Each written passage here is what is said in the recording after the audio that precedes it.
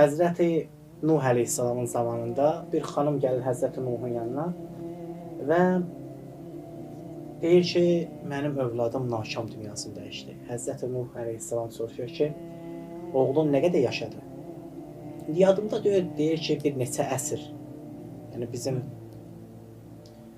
belə sözlə desək, neçə yüz il ömür sürdü. Həzrəti Nuh əleyhissalam buyurur ki, axirət zamanda, yəni sonuncu peyğəmbərdən sonraki onun ümməti yaşayacaqlar. Onların ömrü 60 ildən 70 il arası olacaq təqribən çoxunda. Və bu xanım təəccüblə soruşur ki, onlar 60-70 il ki ömür sürəcəklər. Onlar dünya həyatına da bağlılıq göstərəcəklər. Həzrət Nuh deyir ki, bəlkə indikilərdən daha çox bağlı olacaqlar. Yəni o zaman insanlar nə edirdi ki, indi bax bu günləri gör insanlar tikə-tikə gedir, böyük villalar, Dünya başlarına qatır. Dünya başlarına qatır. Bəs bizim dünyaya çox bağlanmağımız səbəb olur ki, biz ölümü, axirəti unudaq.